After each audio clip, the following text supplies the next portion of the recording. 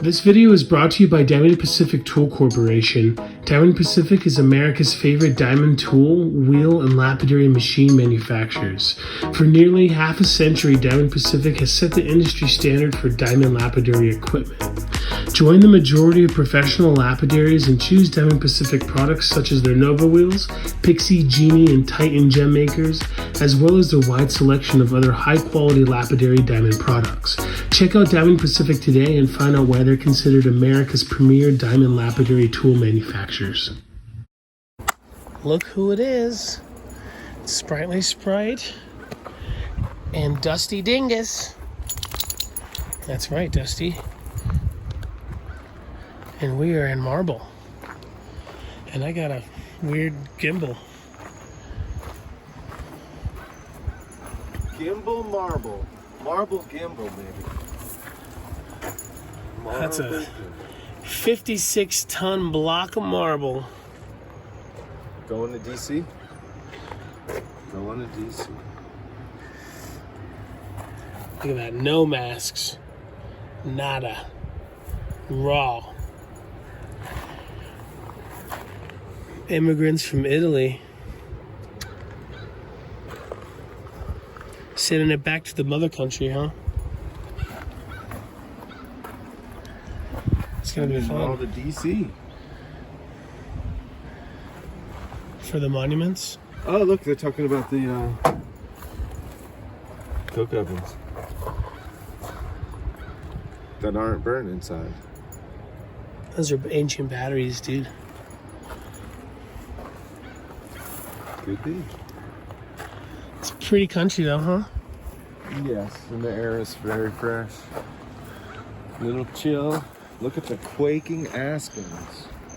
Quaking aspens. Then over here, there's a beautiful mountain. This person's like,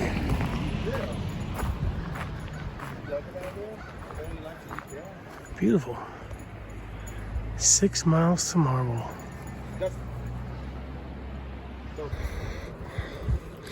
So it's the third year, right? Bunch of cool Colorado vendors. Sprite did a drive-through and saw a few people selling marble stuff. A few people doing some resale stuff. So we're here with Adam. Clay Pockets. Hey, what's up, Clay guys? Pocket Crystals on Instagram. Clay Pockets. Yo, fantastic. Miner, collector. He got some great stuff. I was here for 3 minutes, already bought a couple boxes of your goodies. Yeah, a lot of this stuff you mine yourself. A lot of it's your friends who mine from around the West and out here in Colorado. Yep. How long have you been mining for? 6 years. Oh, cool. Yeah, 6 years. So I started mining crystals on Mount Antero here in Colorado about It's 6 years known ago. for the aquas, I guess? Right, aquamarine, smokies, phenakite, fluorite, and there's a few other different like lesser known Is it minerals brutal? there.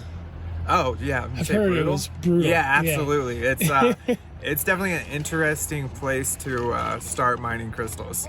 Probably one of the hardest places to dig crystals in the United States, just because the gem field really starts at about like 13,600 to where the goodies start, up to like 14,000 feet. Oh, so boy. like, if you can dig there, pretty much most of the other places that you will find crystals at are fairly simple to dig in.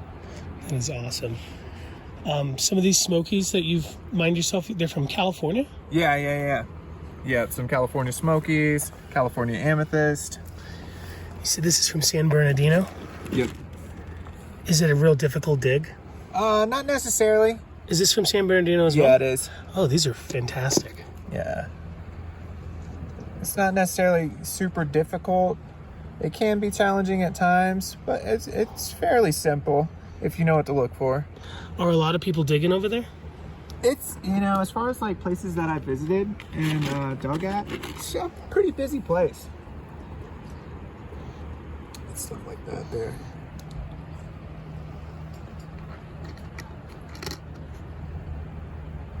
That is awesome. Yeah, I've ran into a couple other people like, that I met online and stuff out there. And they're like, oh. Sprite was admiring these. I think he thought they were Veracruz, but they're not. Yeah, these are Arizona. They're so pieces. gentle and nice. Yeah, dude, some really nice little sceptery, just wild kind of celestial skeletal pieces. Those are super cool. Where are these from? Southern Arizona. Awesome. Yeah, you just said that. I was still thinking California for some reason.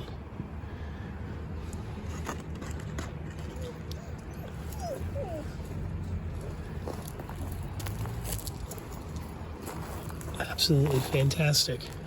What's your favorite piece here that you have?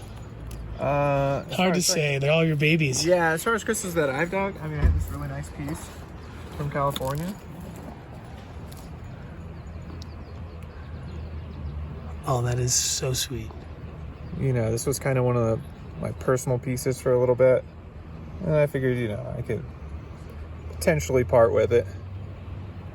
But yeah, this was from a 2021 pocket that I dug. I called the Wizard's Way pocket. It's actually like the biggest pocket of crystals I've ever found in California. Oh my. It was wild.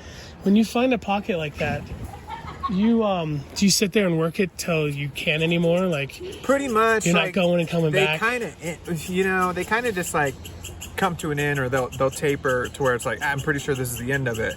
But you know, in most cases, like you'll revisit an area and you're like, oh, the Wizard's Way area, man, I'm gonna go back in there. And you know, a lot of times you can either go a little higher, a little lower, and then tap into it again. You know, because a lot of times it's not just one little spot where the crystals form. Like if you find an area, usually there'll be more than one pocket. A lot of times, anyways. You can kind of read the land. Right. That is awesome. Did you harvest these ones? Yep. Yep, those are all from California. That one's actually from the same pocket as that nice cluster. Oh, that I showed Wizard you. Way then, huh? The Wizard's Way pocket, yeah.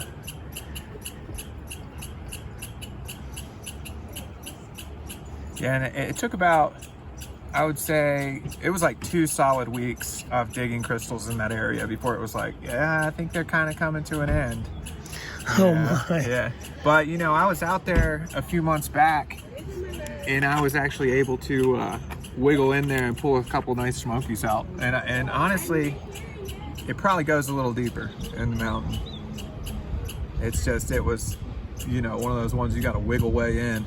Oh, wow. I was like, pretty uncomfortable, super dusty in there. So, but yeah, I'm probably not done with that area. I will probably go back to it eventually, just because there's a spot that I could only go, shoulder deep in, to where I was like, well, I can only reach the crystals there because it was just an opening about like this wide, so you can't even get in there, stick your head in it. I wouldn't even fit. Right. I mean, if you had a friend with like some super long arms, you could get in there a little further. But Oh wow. But yeah, so that spot, basically, I need some more tools, some heavier equipment to open that spot up. They're definitely locked away, but I'm almost certain it opens up big again out there. Are these also from California? Yeah, they are. Yeah, those are the San Bernardino spot. These are super playful. Yeah, they're kind of cool. Yeah, these are. Those are pretty good ones. Yeah, they look like almost smokier version than this of Veracruz. Right. Yeah, they're pretty cool. And is that from 2001 as well? No, this is this was something that we dug a few months ago. Oh, a couple cool. months back. We were out there. Couple months. Oh, I guess it's California. You could do it Right, a couple yeah, months. I'm thinking right, January. I'm like, Right. what? It's Yeah. frozen over here. These that your friend harvested. You said these from Washington? Yeah, I believe they're from Spruce Ridge. One of his claims out there. So you caught the bug in Antone, huh? Antero. Yeah, man, Antero. Well, I found out, I guess on like Facebook or something. Somebody was like, "Oh yeah, you can get a permit to dig the Cardwell's claim for the season. You just got to split the minerals with them." And I was like, "Sign me up." When you do the split, is it like you pick one and they pick one? Right. Or... Craig gets first pick. Oh, cool. Yeah. So Heck yeah. that's kind of how that goes. Yeah, I go to the Buena Vista show, and Everybody says that the Antero stuff is pretty brutal. Yeah, to do. it's just lack of oxygen up there, and then the storms, and then the lightning, and then just from the time you hit the road, even if you're driving a vehicle up there, it's nerve-wracking, man, because it's not like if you go off the side of the road, like, you're gonna be okay. You know, it's like you're gonna be in bad shape. Your truck it's not coming back. You know, it's definitely dangerous, and you can never really be at ease while you're digging there, you know, because it's always like, oh, are these clouds gonna hit us? Is this storm rolling in? Like, and then it's like, you're so far up there, you know, you just got to get down quick, because I mean, those storms, they basically just form over top of you.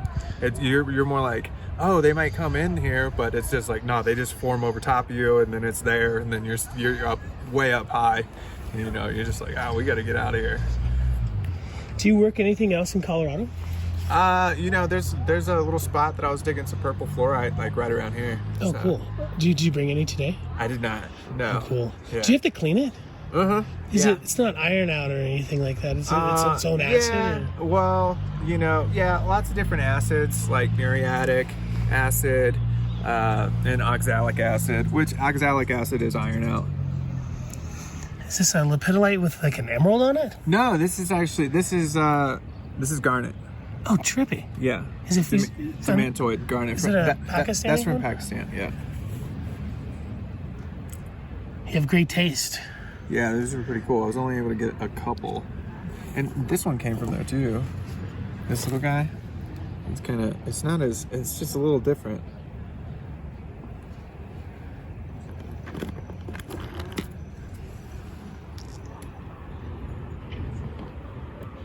Definitely a garnet you wouldn't want to cut. Right, yeah, those are pretty cool. Yeah, I'm a big fan of the green garnets, the demantoid garnets.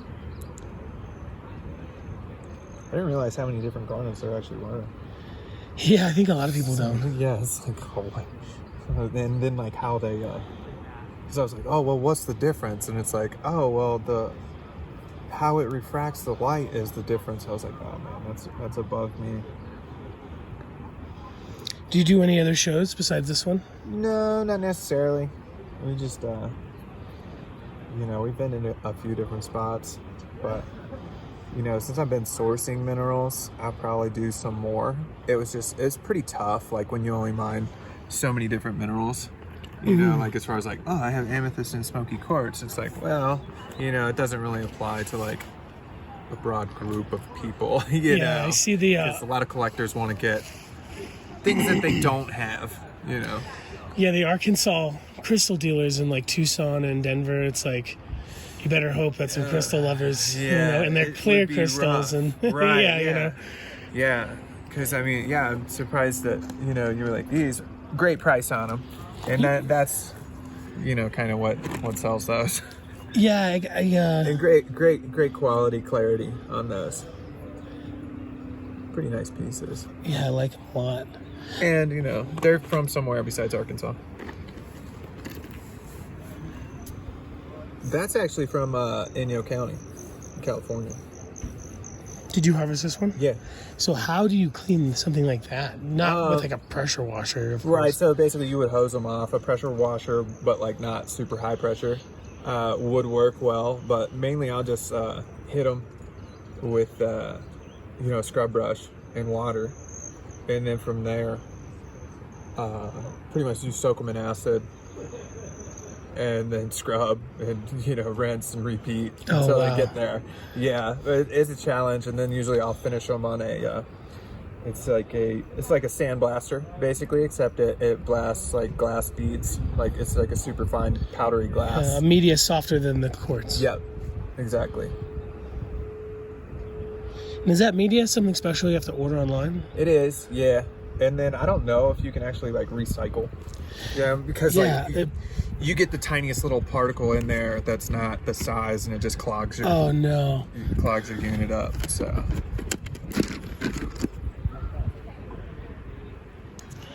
That was kind of cool. Look at it. It looks like it's the shape of like a wing. Yeah, I really appreciate this one. Isn't that cool? Definitely, I think at first someone would think it was just broken, but right. Well, it actually, I think it was a shard, and then it just healed and just, ended up better than it probably even started. So you bring a lot of beauties, but do you have a personal collection at home? Oh yeah, big time, man. I'm just, it's the ones that it's just like, well, I mean, yeah, you might be able to get, X amount of dollars for it, but is it really worth it? You can make money doing a bunch of different things, but can you find another crystal that looks like that? I really appreciate collectors, because I've interviewed thousands of vendors, and there's a lot of them who think, oh, no time for collection, this is my job. Right. But you are mining, you're not just reselling. Right, and that's where it all started, was just like a fun little hobby. It's like, oh dude, this is so cool. You just go way out into nature, get the crystals, and you can actually find all kinds of just crazy stuff, and so that was that. Like, cool, yeah, every weekend I'm out there, I'm digging crystals. And then it was like, okay, well now what do I do with all the crystals that I have, like all the ones that like, I could spare or whatever, just overflow of my personal stuff. And then it was like, oh, okay, I guess I'm gonna have to like do social media. I was super anti social media and stuff for the longest time. And I was all like, when I was thinking, I was like, I don't want to be recording it all. I just want to be like living in the moment. Yeah, for sure. I mean, I ain't got time to like record it. And now I'm just kind of kicking myself like, dude, you missed out. So many times you made this discovery that you couldn't even explain what you've seen sometimes. Right. Yeah. Exactly. But it's not enough nowadays. You got to be your own videographer, your own promoter. Right. Yeah. So you just want to mine the pretties. Right. Yeah. And there's hundreds of thousands of people out there that would buy every single thing you have, and now it stinks to have to try to find them yourself. Right. Yeah. But at the same time, it is cool just building your own business and finding the people who are gonna vibe with you. You know what I mean? Because they'll find you, and then they'll make it known that, like, hey man, let's hang out. Hey, let's go dig. Or, oh, hey, if you're ever out this way, hey, let me know. And normally in our normal lives without social media or the internet, we're in a town that's like maybe 200 people tops. It's like I might not necessarily find all the people who, Do you live here in Marble? Yeah. Oh, cool. Yeah, I've been here like 9 years. Have you ever tried working the Marble? No, they only. You mean like work at the quarry? No. like sculpting. Yeah. No. They do have that symposium up here. In August. I've heard about it. There's a couple minor marble sculptors in Taos. Dude, I'd love to come. Unreal, man. You see some of these carvers that make these pieces. And did you stop by the gallery? Or I didn't go in. We stopped outside. Yeah. I'll definitely go in. Yeah, those pieces outside. Just crazy, man. I started off as a wood sculptor before I moved on to jewelry and lapidary, and but I mostly used it would be like alabasters or softer stone. Yeah. So I can use like cut off discs and angle grinders. Where I would love to learn like pneumatics and hand work. I'd love to come to the symposium and learn. Yeah, I think you can actually like sign up for the course or whatever, and they'll like supply you. Don't they have something like that where they like you pay and it's like a whole little class? I believe they do. Or it's up and coming. Very awesome. You got a great spread, brother. Well, thanks, man. I was just trying to, spice it up with some different things that I sourced. If you're ever out in New Mexico way, there's some great smoky quartz in Taos area. Yeah, man. I'll probably be out there maybe this fall. Just to hit some spots that I've heard about. Heck yeah. It's very secretive out there, but I think they'd appreciate your work enough to. Yeah. I mean, that's just in general. I think everybody. Oh, you gotta be. The one wrong person goes out there and can blow it up for everyone. You know Sean over here, Sean of the Desert? I don't. He's rad. He's over in this booth over here This one with the van. Oh, cool. Does he mine his own material as well? Yeah, he's rad. Yeah, he's super cool. He's dug a lot of stuff in. I still need to go over there and visit him. Check out what he's got. He was getting all set up.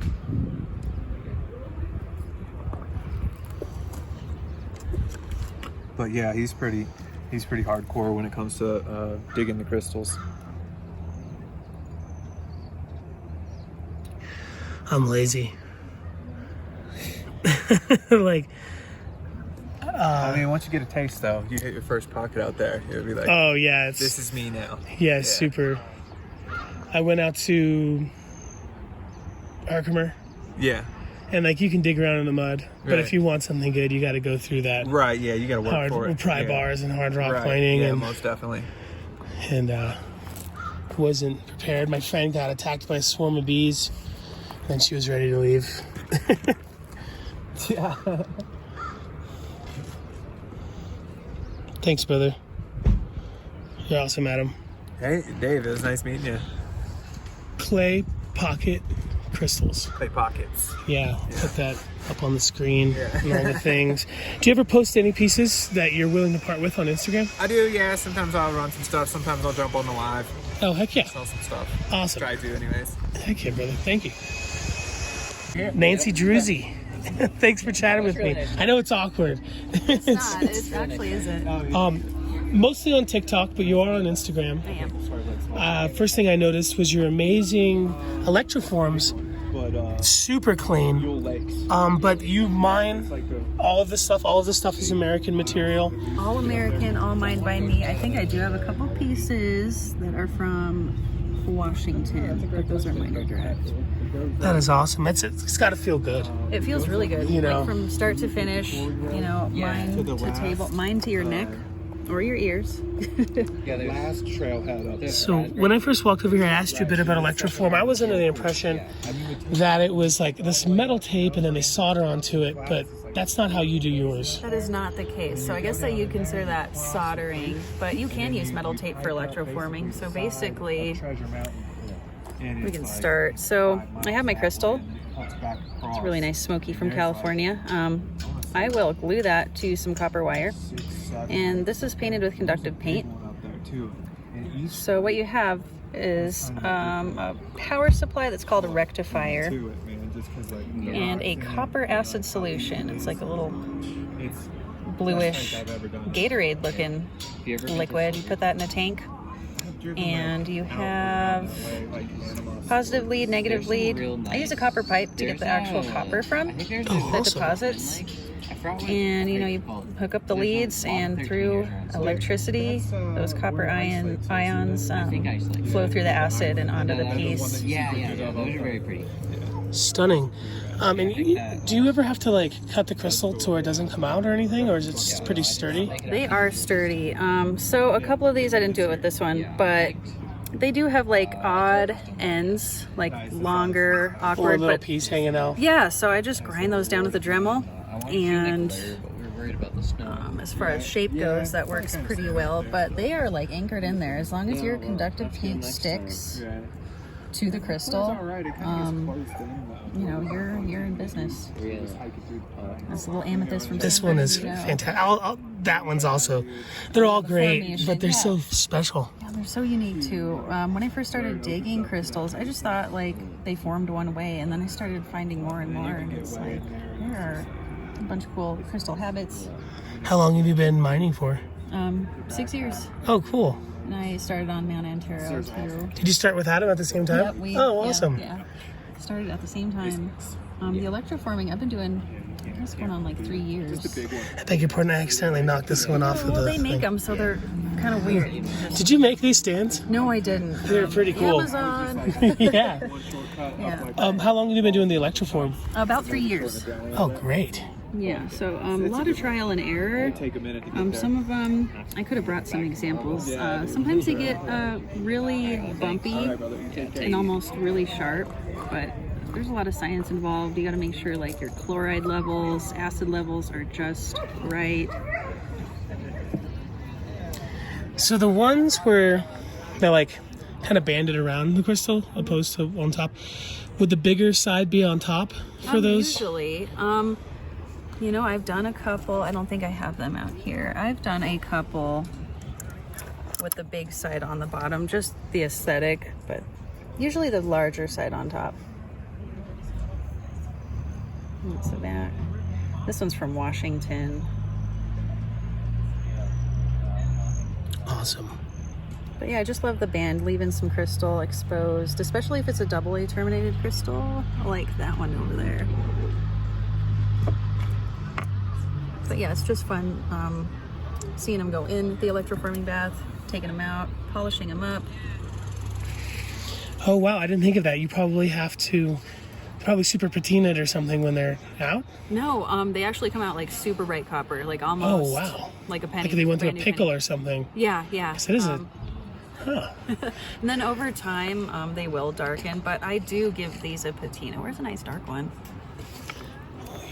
No, that's not super dark, but I do like the darker finish. I use what they call liver of sulfur. It just darkens them right up.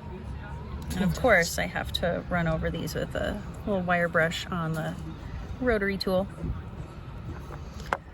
If you don't mind me asking, are all of these different prices? They are all different.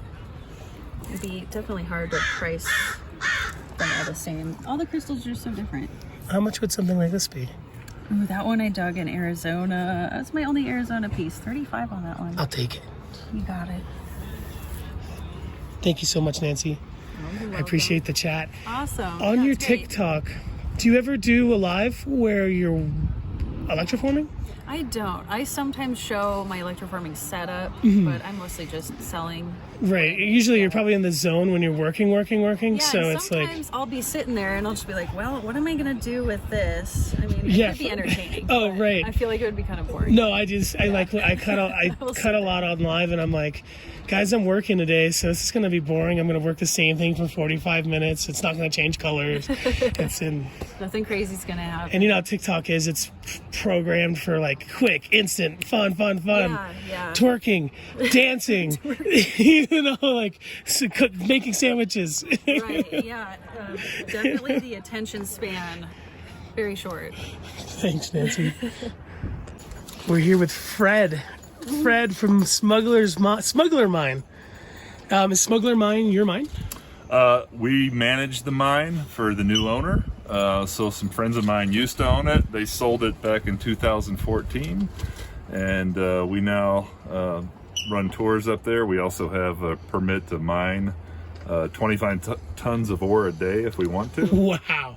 But currently we're just mining the tourist pocketbooks. Fantastic. And at that mine, you do offer a tour. We do offer tours. You call, talk to Jama, and she will schedule a tour. Fantastic. Is this right off the highway?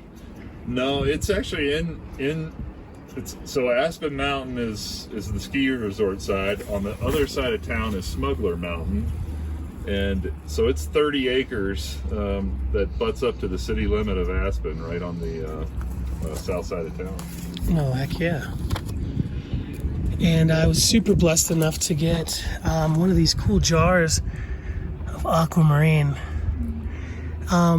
Where? The other flip to us is Way Up High Mining. We have claims up on Mount White and the Thomas Range in Utah. Where's the aquamarine from? It's from Mount White over in Chaffee County, Colorado. That's not near Ontario. It is. It's the next mountain south of Antero. Oh, nice. Yeah. Stunning. So. How long have you been mining? I've had that claim on Mount White since 2014.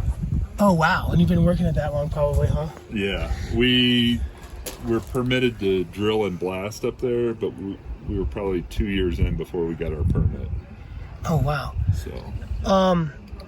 So I imagine you probably had a lot of help. Like, there's a huge scene for mining in that area, especially the pegmatite stuff. Does it produce a lot?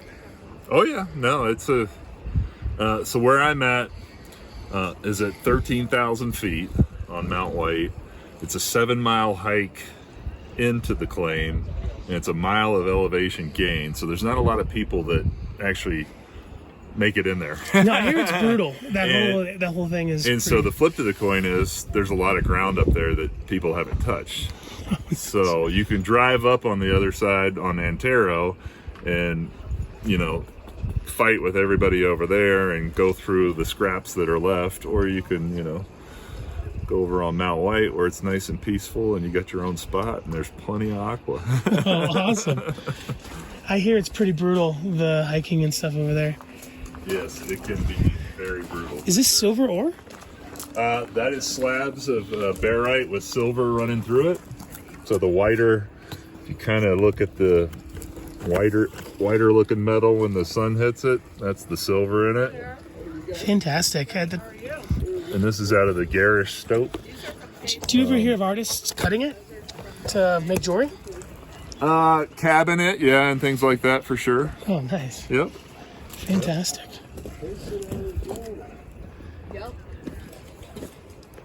How you doing?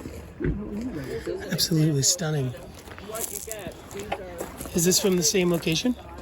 This is actually galena out of Creed, out of the Commodore mine. And these are quartz crystals on rhyolite from Central City. Oh, wow. A place called the Glory Hole in Central City. Your prices are incredibly affordable. Thank you.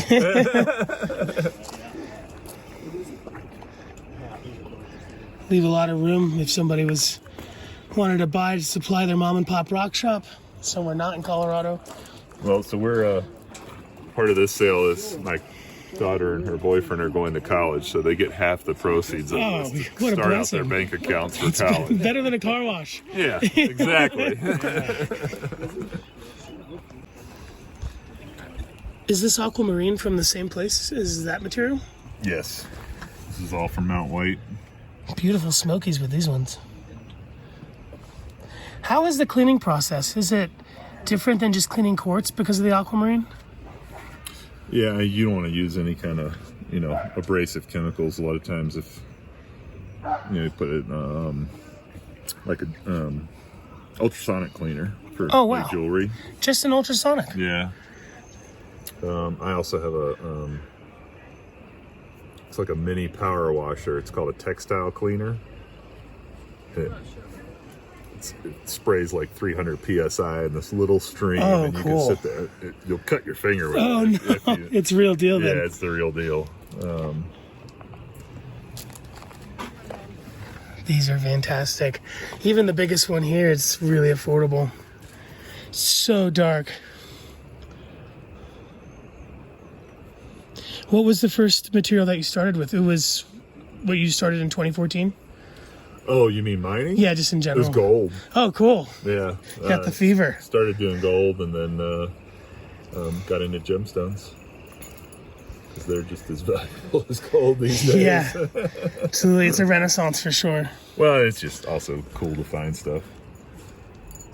This claim on Mount White, where these smokies are, I dare say no one had been on that property for 20 years. Awesome. When I put it under claim the first time, and there were literally smokies like this laying on top of the ground, just running up the hillside picking them up. If you don't mind me asking, Fred, what is your favorite piece here? Here? It's a tough one. Well, Because they're all your babies. I like the aquas. Yeah, yeah, the bigger aquas. But some of the bigger ones that aren't for sale, they're back at home in my cabinet. That's nice that you have a collection. There's a lot of people who I don't have time for a collection. This is money to me. And that's a shame because when you do retire, sometimes you're buying back your own, the best pieces you've ever had. I see it over and over again with people. Trying to keep my best pieces and sometimes selling these others' funds, buying, other pieces for my collection. So these are trades. Oh yeah, these are really great for how affordable they are. Well, thanks. I wonder if the gentleman's using like a diamond angle grinder with water. Is he using a vibro Oh, it's lap? a polisher. So this you put it in like a 20-inch slab saw that runs automatic, and then once it just slowly cuts through this, and when it's done, it cuts off. Then you polish them with basically a 4-inch grinder that has water in it that shoots a stream of water, and you start with 80 grit, and you work your way up to, I think these are 800. Yeah, it looks like he just leaves it at 800. He looks like he's not using a compound or something, and I bet it's because it gets stuck in there. Yeah. Oh yeah. Like even cerium oxide, which normal people would use for agate and quartz, it would be all up in there, and it's more than good enough for display. Yep.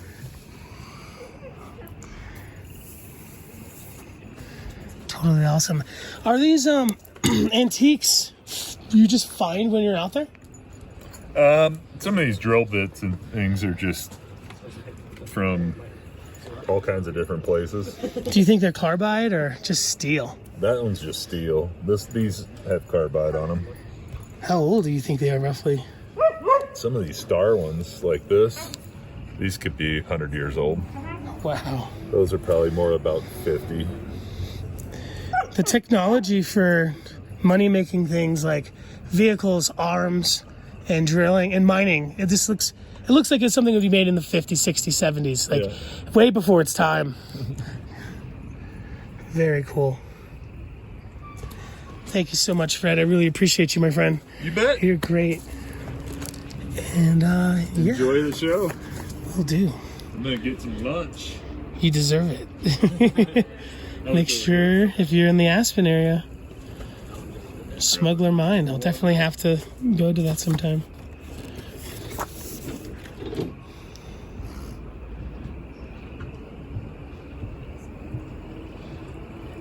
I forgot to ask, what is the season? Obviously not in the wintertime. No, yeah, it's summer mostly. So are there like a particular months, you think? Sorry to bother you, Fred. What are the months, the season? All year long. In the wintertime? No. Do a tour in the winter. Oh, dang. The only time is probably around Labor Day weekend, because a lot of us go on vacation or kind of jammed up. Jay always goes on vacation. And this Labor Day weekend, I will be moving. Oh, because it takes you into the mine. Oh yeah. It's not just overburden stuff, and no, you're going underground about a quarter mile. You're not taking a backhoe and dumping a pile, and you're playing through it. No. This the Smuggler Mine is more about history of the mine, and then you get to tour inside to see what a mine was like back in the 1890s. It's all authentic. It's hand carts, mine rail. Thank you so much, brother. You bet. So it's literally everywhere, on the streets, and it's mailboxes. There's just big blocks of it over there in the driveway. It's a real industry for this town. I wonder how many people actually work at the mine. I heard somebody say that there's only about 200 people who live here. Okay, yeah, that makes sense. Even though it's just, disintegrating a little bit. They must have been on it for a long time, because a lot of the sculptures and stuff are disintegrating. I think that these were cut off of bigger things that they were working on, and they just needed a place to dump it. You definitely see it on the side of the road for probably for flood stuff and keeping the road together. When I used to come through here, I would see 1948. Yeah, I saw that. That's great. Yeah, well, let's get that. There were more piles of this stuff just on the side of the road. Yeah, I mean, this stuff's been sitting here for a little bit. It's got all kinds of lichen on it. There's crystals that grow inside of marble, tourmalines, and I think, if I'm not mistaken, someone correct me if I'm wrong when you guys are watching the video, but rubies? That might just be tourmalines. So they had to have hit something weird every once in a while. And the Italians selling it for sculpture, ruined. Tourmaline rod through this thing. Yes. Chop that out. Oh, gosh. What the heck? Well, I guess I showed what I wanted to show. So let's get the peak. Still snow up there. Yeah. Beautiful day in How Marble. long would it take you to get up there? It'd take me all day. 20 minutes. All right, thank you. Even a core Can be a sculpture, right?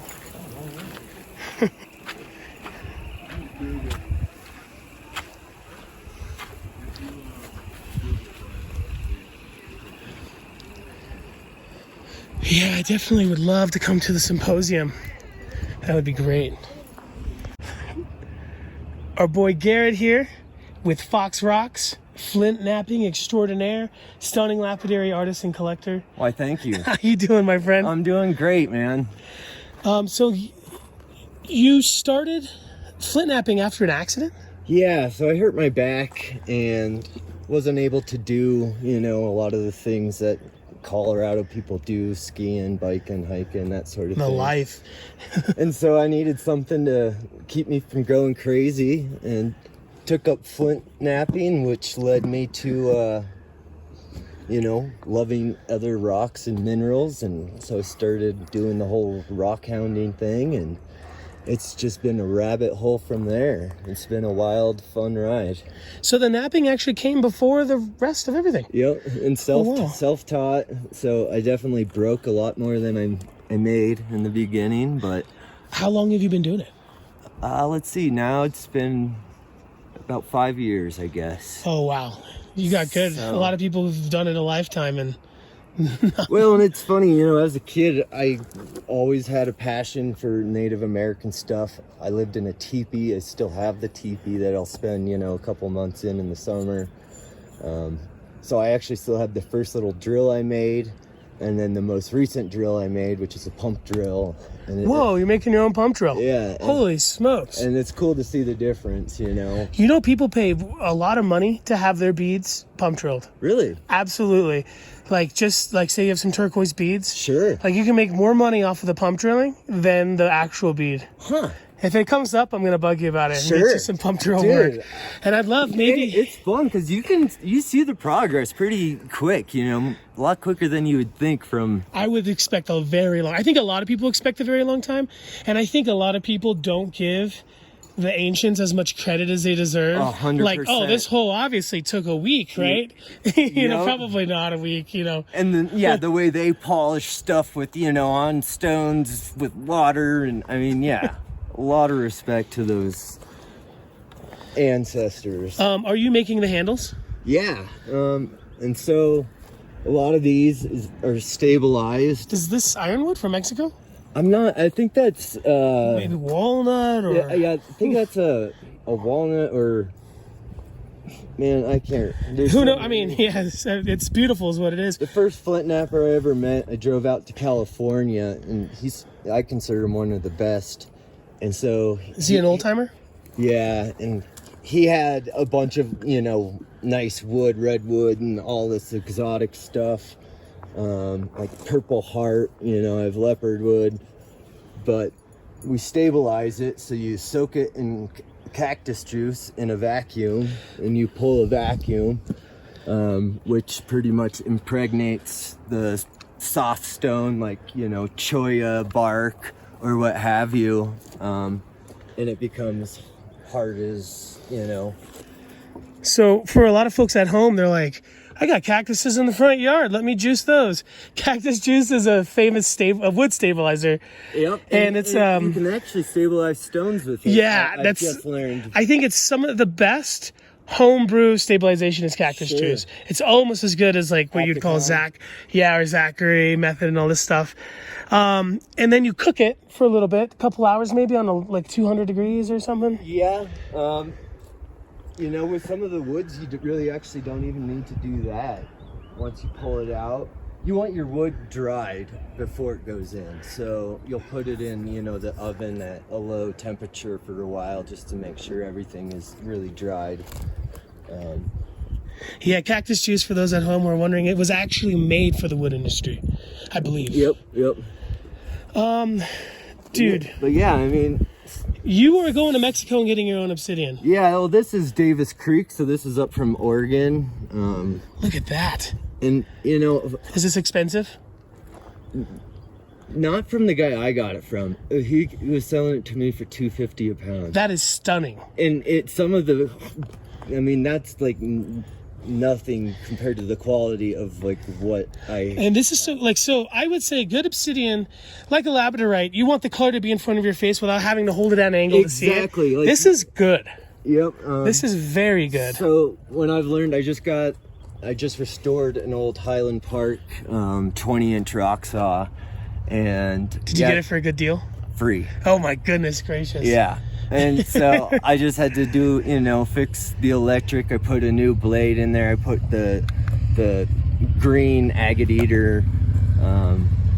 But you want that 13 degrees. So you find the lines like, so, and you'd find the 90-degree angle or whatever. But then you go between 11 and 14 is your magic number, to have it pop where you don't have to have it at a funky angle. People in Tucson selling cabochons for $30 have it at that angle. We're like, look, the color's here, I promise. Right. So for $2 a pound, this is probably a 2-pound piece. And, like, here's a piece that this was done a long time ago. Is this the Oregon material? Yeah, but see, this I didn't hit it at the right angle. Do you mind if I hold it? No, of course. So much work. All those little tiny cleaves. Man, and I wish I would have brought some of the stuff I recently cut, because it's phenomenal. Not to get off subject, but earlier we were chatting and you said it's illegal to hunt with your own points in Colorado. Yep. That's a trip. Yep. So is there any rough reason? I'm guessing they're thinking it's going to suffer. Could be unethical. Yeah, like your point sucks. Because when you see these like foreign points, they're really crappy and they're curved and like you don't sell those, dude. All of your stuff is pretty I've legit. Had guys from Utah where it is legal to hunt with points you make, and they'll want a set of 6 or whatever, and so to nap that and get it to the same grain, because you want each one to be weighing the same, and really so much. But really, obsidian's sharper than a surgeon's scalpel if you get it right. It could be a molecule wide. So those Aztec weapons where they just have the chunks of the obsidian, those are forced to be dealt with, huh? Yep, man. I've been wanting to make one of those, actually. You should. You do great at it. You're stunning. Do you go to Oregon a lot? I've been there only a few times. The mining for obsidian has completely changed up there. You used to be able just to go and dig, 800-pound boulders out of the ground. I see their fire stuff go for $400 a cabochon sometimes. Oh, or more. And so anything with money, and then there's politics involved, and personal vendettas involved, and all this drama. You're not going to Oregon and mining fire obsidian. And I got a couple pieces at home, and it's like, go slow. Like, have you ever worked one? I have. Oh, man. And it's kind of like working the aguas calientes or something. Once you get past that point, the color's gone. Or fire agate. Oh yeah, I know exactly what you meant by aguas calientes. At first I thought these were like the mass-produced ones because of the foil, because you'll see a lot of those coming out of Mexico and Indonesia, but you made these. Yep. And I could tell because the foiling's so nice. Yeah, that one's electroplated, so you paint on the stuff and then you dip. It's not regular foil; it's a painted on. That is. Oh, okay. I had some other ones. Look at that, Jasper. Dude, is that the one with the little lightning? I like this one's cool. So, how long into your napping journey did you start doing these exotics? Well, kind of early on, because you'd normally break a point like when you're notching or something, and then you're like, oh shoot, what do I do? I have one around here somewhere that's. But like here, I got like a ninja star. What is this, brother? That's actually porcelain.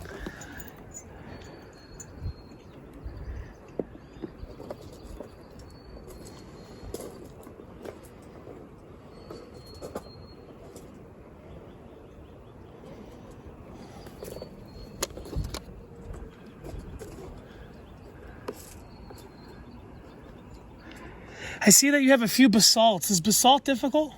Actually, it's not basalt. I should work with basalt because we live right next to the town named Basalt. But that's like dacite or dacite. A lot of people will also call some of it black butter, which I don't know if that's obsidian or if it's. It's a good name. I don't know. I think it's. I call it dacite or dacite. I don't know. Black butter's better. Black butter's sexy. How do you like that name, Sprite? That's Sprite's funk band. It's Black Butter. Oh wow! Oh my goodness! If you don't mind, I'm gonna come over here, brother. Yeah. Come on in. So, and this is Flint Ridge. Went up to a Knapping in Ohio. Is a Knapping like it's where everybody got a bunch of dudes get together? No, you just get your pillows and blankets, and everybody takes naps. No, Oh god, no. yeah. No, yeah, it's for everyone gathers, and I mean, you learn a lot because there's people doing all sorts of different stuff. Being in the napping scene, do you see more and more ladies getting into the scene? I have actually lately. That's awesome. Yeah, and some of them are really kicking butt at it, which is really neat. Look at that. Wow, Garrett, this is amazing. If you don't mind, I'm gonna pick this up, Yeah, brother. please. What is this wood? It's trippy.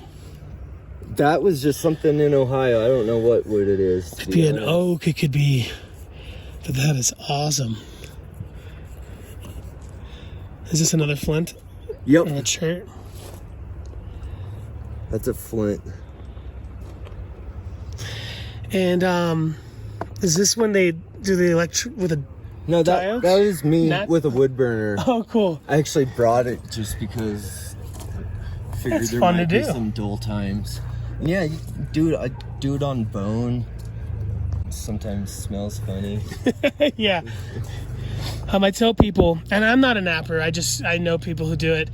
Flint napping is a hobby that demands blood. Yep. It's gonna bite you one day. Yep. Not today, You just maybe gotta not tomorrow. Be okay with that.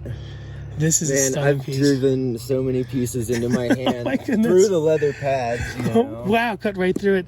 So this is more of that porcelain? Yep. And that's called a Danish dagger. And so, like, to do the stitching on the back or the front side, it's using indirect percussion.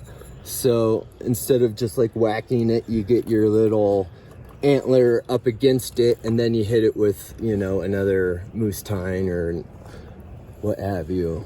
Amazing.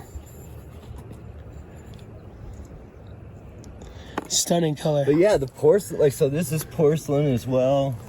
And really, I mean, you can nap a lot of things. Glass bottles, you know, if people are wanting to get into it and not spend a ton of money. I imagine There's ways around that. I imagine the natives, when people from overseas were coming over here, they're probably using a lot of alternatives that would be like if a plate broke or something, like, hey, this is good material. Sure. If it works better. Is porcelain difficult to nap? It's tough. It's not as hard as like working like raw jasper, you know. This Millefiori. A lot of stones, and that's glass. The Millefiori. I've never seen anybody nap. Milfory, I've yeah. never. How do you say it? Milfory. I have no idea. Milfory. I could be wrong, I have too. no idea, dude. It's Mill something. M and an F. But yeah, it's fused glass, and I used to work at a glass shop, but we didn't do any of that. Totally awesome. And so you have been going to Mexico to get obsidian and other stuff, huh? Yep. Do you have anything that you've worked from the stuff you harvested here? From Mexico? Yeah. Yeah, I do.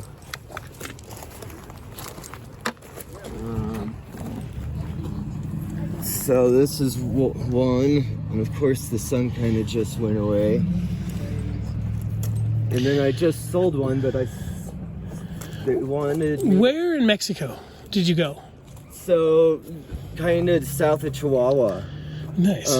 But you know, I've been in Baja filling up gas, and I mean, right there at the gas station, I'm On the ground. picking up chunks of obsidian. Holy smokes. You know, it might have some imperfections and all that in it, but So the places you hear about, like when you go to gem shows and you talk to Mexican vendors, the places they mention is usually Jalisco and Magdalena. yep. I don't know my geology in Mexico, but I imagine maybe one of those might. It's probably everywhere. I but think, yeah. the rainbow, I think, is Jalisco, and the Magdalena is more the black, or maybe I don't know. Do you like Mexican food? I do. Then you're good. And it's funny because, you know, I don't speak much Spanish, so it's like a month of charades. Oh my! Is this your? This handle is awesome. These two little ones are. So this is opal. Okay. And I do that Look at little this. one for Picasso Jasper, all the way from Southern California. No, I think it's Utah, right? this bigger one. Wound up all the way over here. And he has some Stony Creek over there, which I believe is from Southern California. The rocks make their rounds.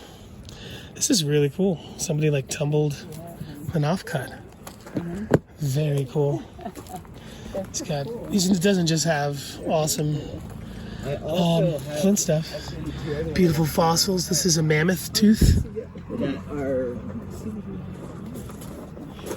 Pretty wild.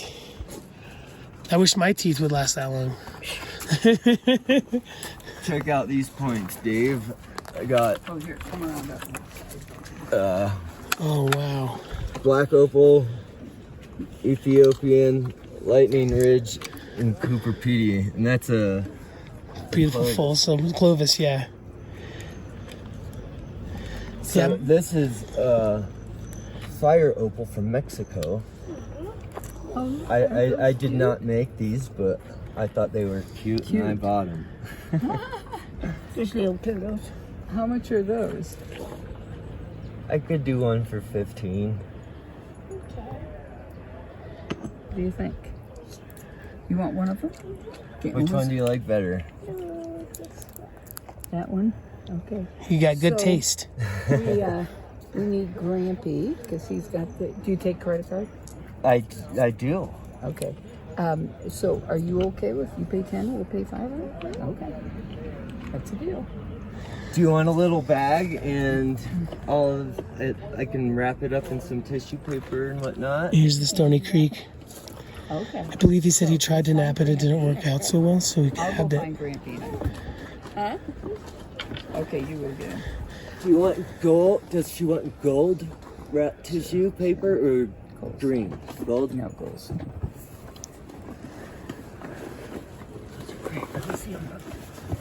This material is from Chihuahua. I don't know the name, and when this started coming to the scene, I don't believe it really even had a name. It might have a name now. But my good friend What do you think it in is? out of Farmington Hatch area, not Farmington Hatch, fire opal. New Mexico, his brother owns this mine. Got him in Mexico, didn't you? Maybe. No, I don't think I did get those in Mexico. I think I just got them from a vendor that was from Mexico. Yeah. Aren't these nice, gorgeous? They're stunning. They really are. He's so good.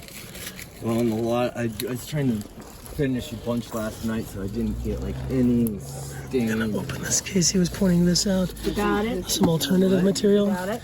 That's Where's the blue ones? that you fossilized were palm doing? root, Or that I saw, palm the wood, blue- some beautiful exotics.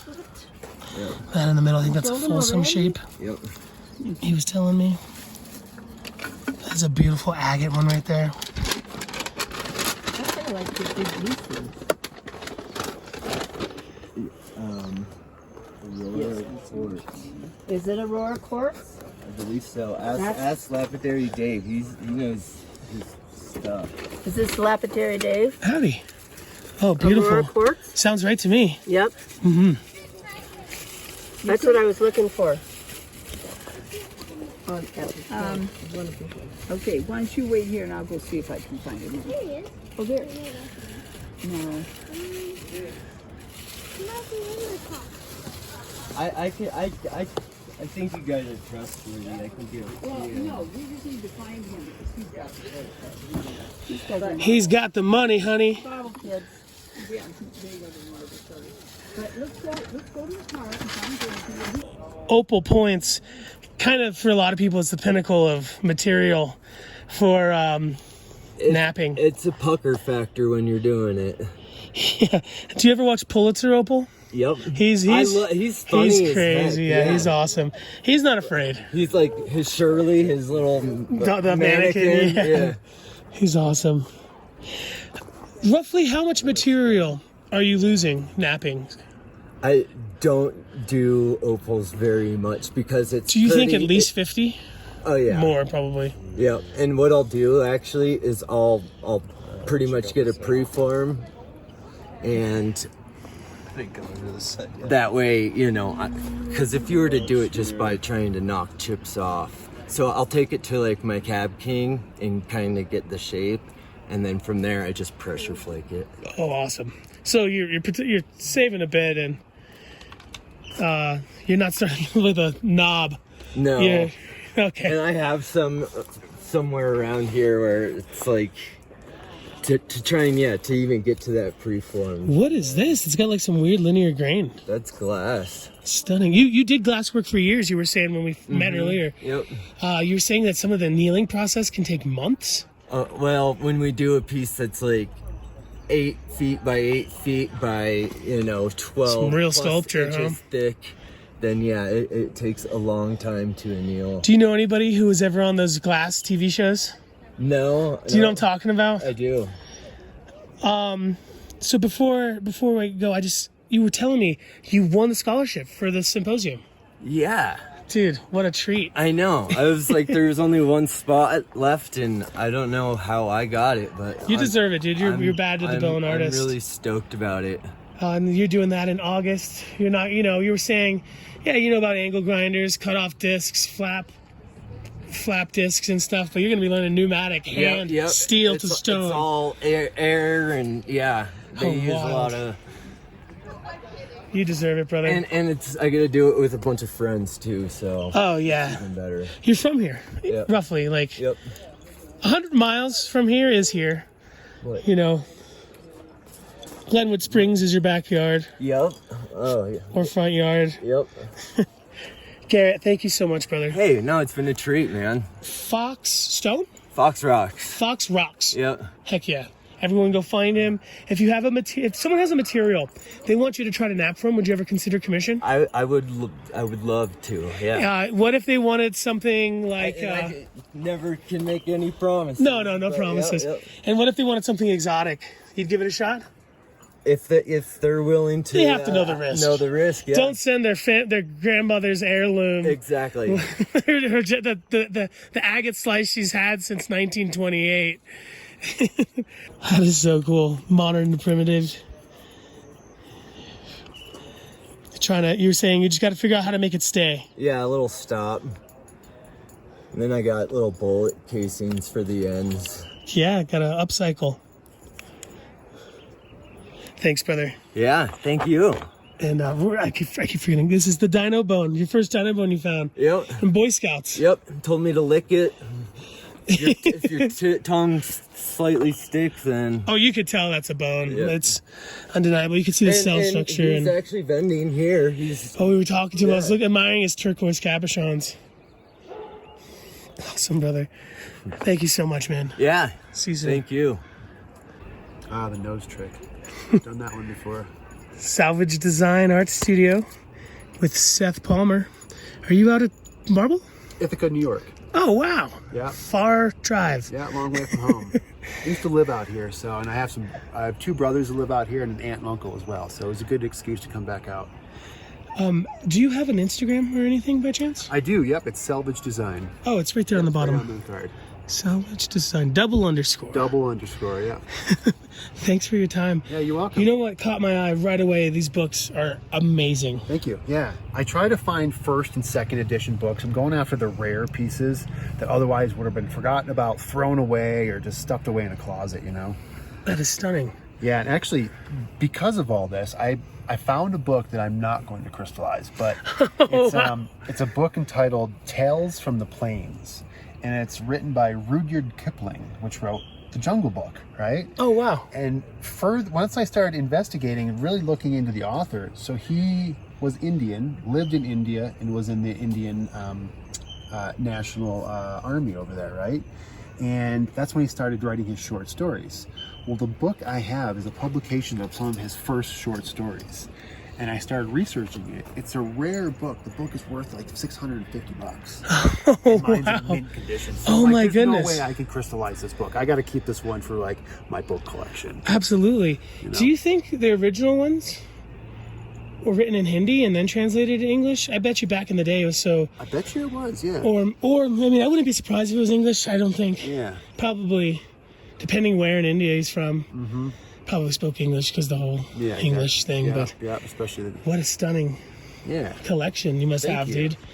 Appreciate it. Yeah, it's been a work in progress. I love that you're appreciating it, just not just the art and the crystallization, but you're writing what the book is. And yeah, and then what I try to do is I'm trying to find more old books that have pictures in them and really taking advantage of getting some of those old illustrations.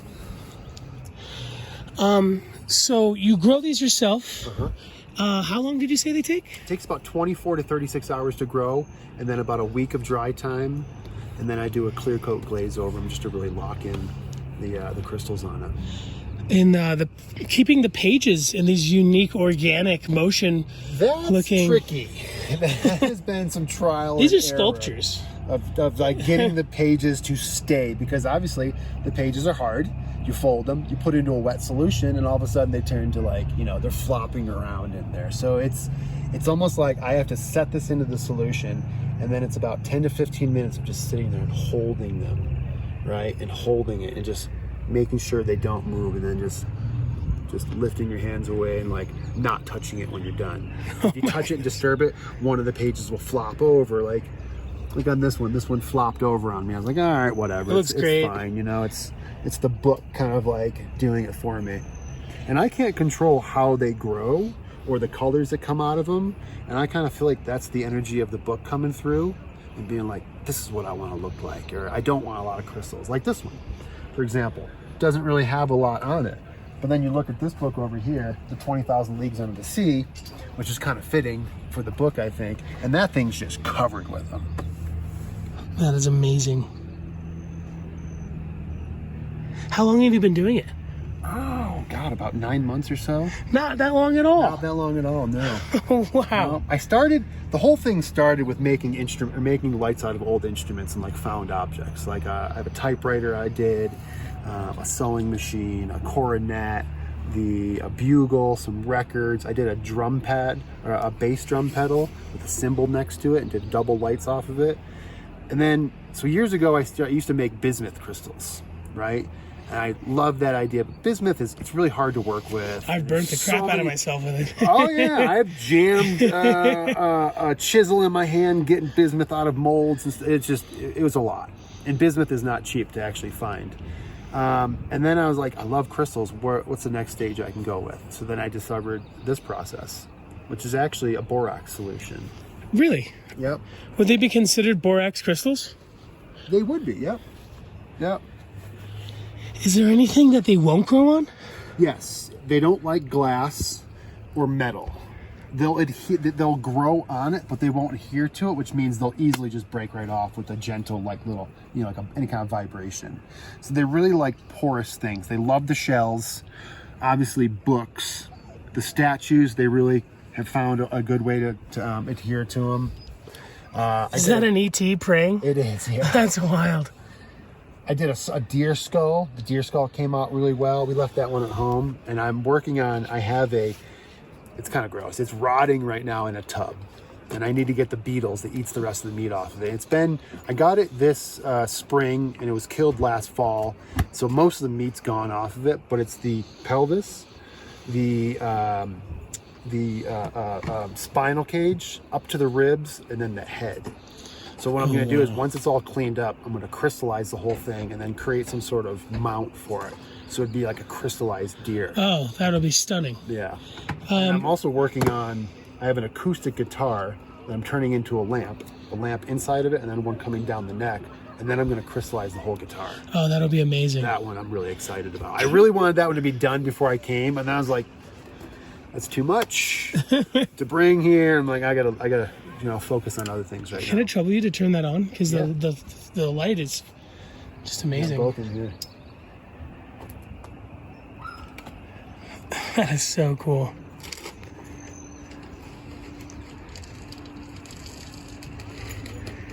I'm surprised, like, somebody in the Northeast isn't just buying them all up for their jazz clubs and stuff.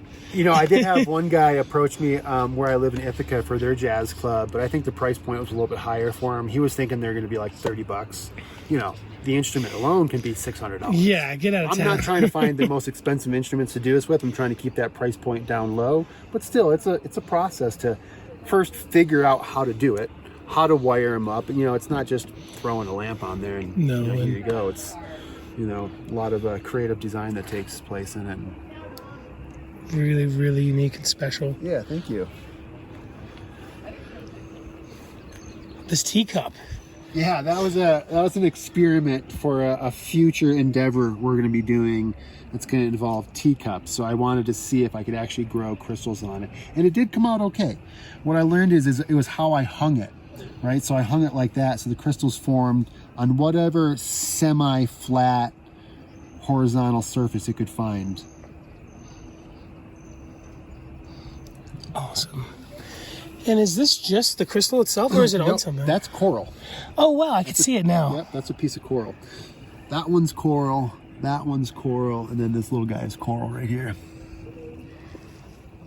Awesome. And then I just took some corals together and glued them on.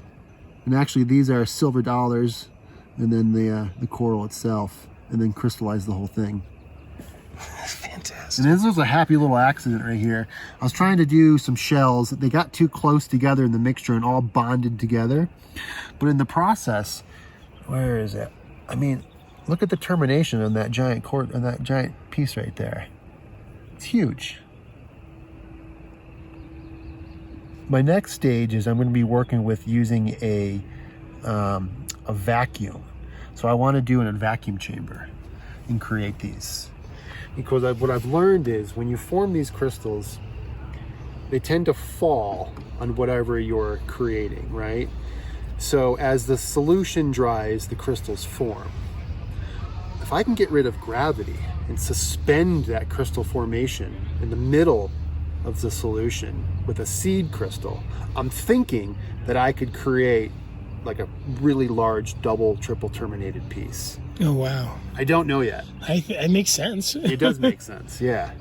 And the reason that came about is I have a friend in the THC industry, and that's how they create their distillate and their crystals, is they actually do it in a vacuum chamber. He's the one who's like, well, we grow crystals in a vacuum chamber for THC. I guarantee you can do the same thing with your process. Oh, wow. So it's like, awesome. That's the next stage of this experiment. It's been fun. Seth, I can't thank you enough for your time. Yeah, brother. you're welcome. What's your name? David. David. Do you have a I have a YouTube channel called Lapidary Dave. Do you have a card or anything like that? I'm all out. I'm so sorry. Let me take your info down at least. Or your Salvage design. actually, let me just look you up on Check YouTube. them out. These are stunning sculptures. Thank you. So what is it again? Lapidary Dave. All right. Just got into town. Everybody's got marble blocks in their front yard and mailbox. It's made out of marble. Yeah, this is cute. This person likes their horses.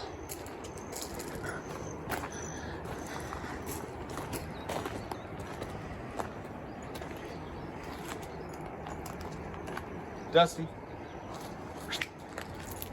Oh, look. He looks just like his dad.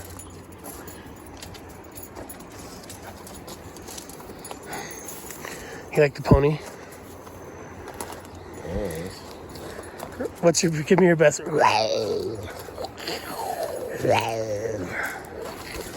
Only 8,000? That's actually really cheap. They should take these to Tucson. Oh, yeah. This one's 45. So there are people who just use hand chisels and stuff. but I think a lot of it's done like pneumatic.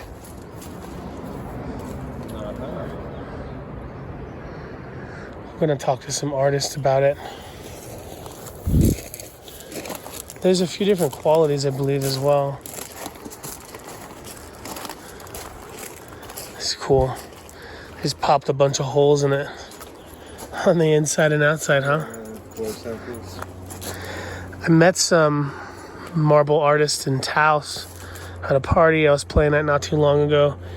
They say, I guess, maybe it was the highest quality is $100 per square foot.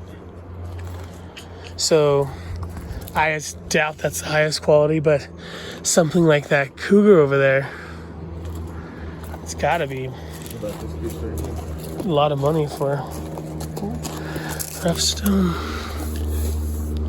Dusty. Like them billy goats gruff.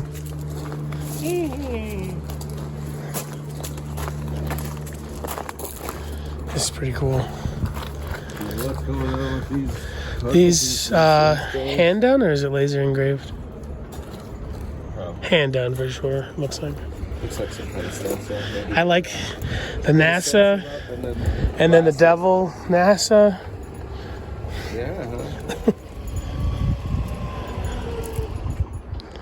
Looks good. Devil and alien dude. Oh. We made a Stardust, Star Children.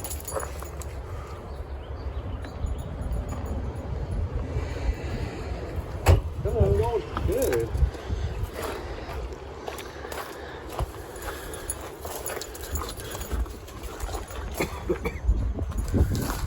Hold my finger.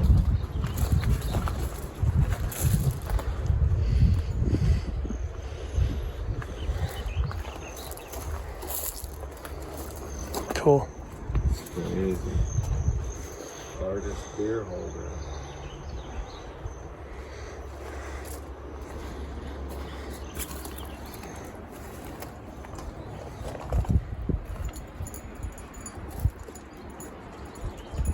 Your work? Oh, that's my daughter's work. Oh, fun. Yeah, she does the diamond dots. Diamond dots. I'm a fan of dots myself. Really loves that work.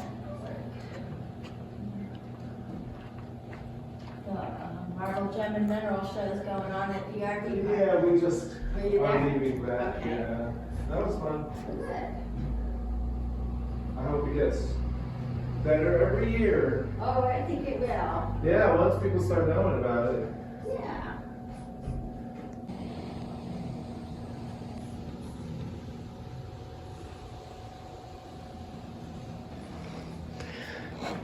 Are you a sculptor yourself? No, my husband is. He does this little dolphin and he does the lamps and the white bottom holders.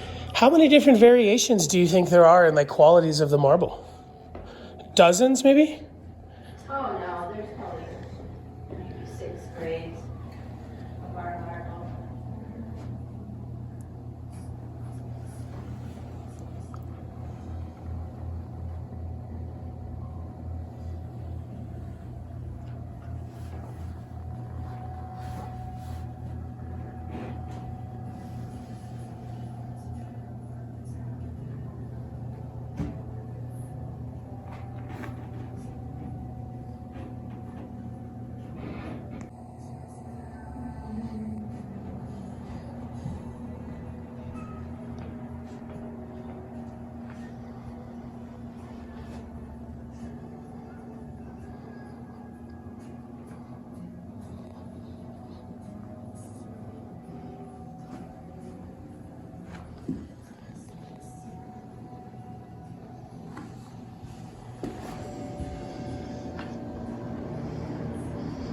Yeah.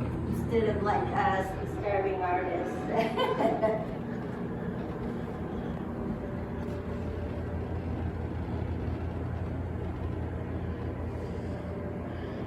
Did your husband make these horseshoes?